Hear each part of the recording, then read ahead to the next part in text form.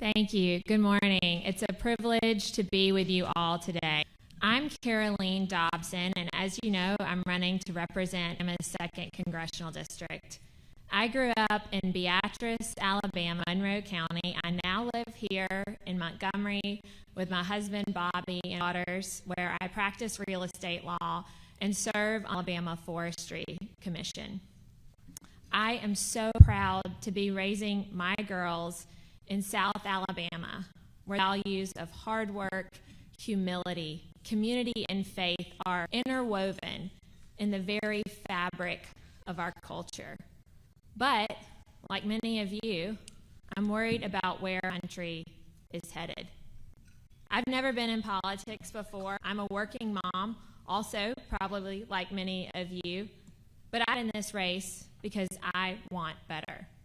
I'm running to make your life easier. I'm running to make gas and groceries affordable again. I'm running so that your kids can play in your neighborhood without you worrying about whether they get home safely or not.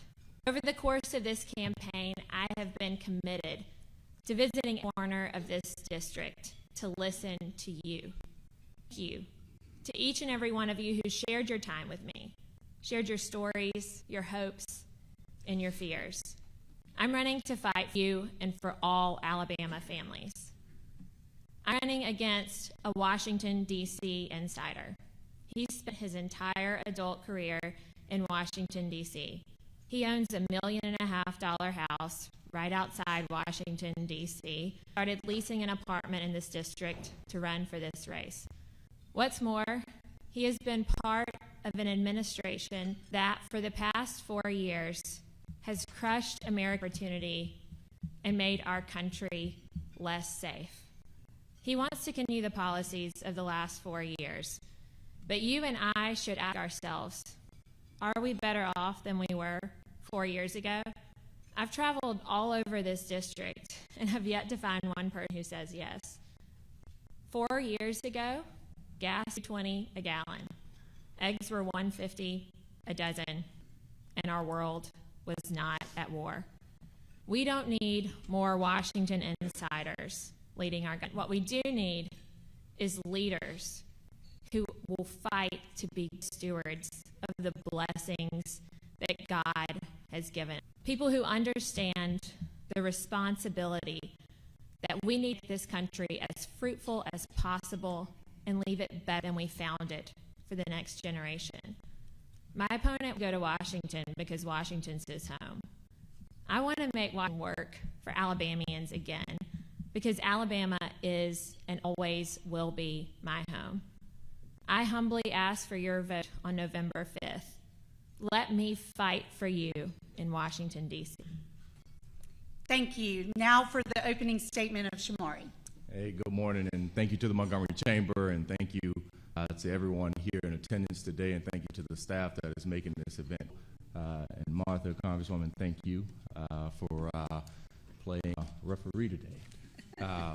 My name is Shomari Figures. I am born and raised in Mobile, Alabama. And more importantly, that is the hometown of a 17-year-old phenom named Ron Williams. Roll Tide.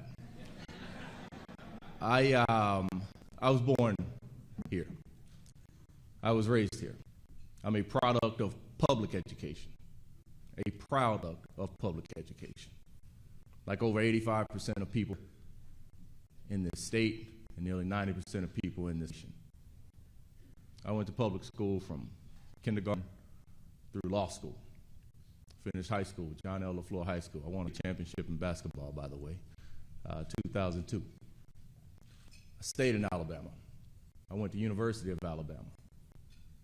Still stayed in Alabama. I went to University of Alabama's law school. I wasn't on the first thing out of here after high school. I didn't go to Harvard. I got my law degree here. But this is home. I followed my father's footsteps, who many of you knew. My father walked into the hallways of the University of Alabama School of Law in 1969 as the first black man to do so.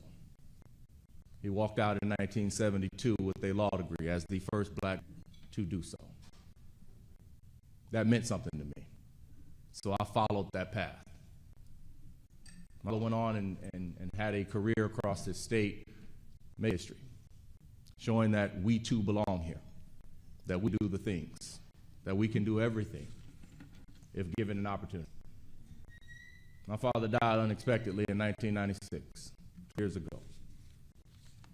And my mother, who most of you know, ran for that state Senate seat and still holds it to this day. What I learned from my parents is this: we all have an obligation ourselves.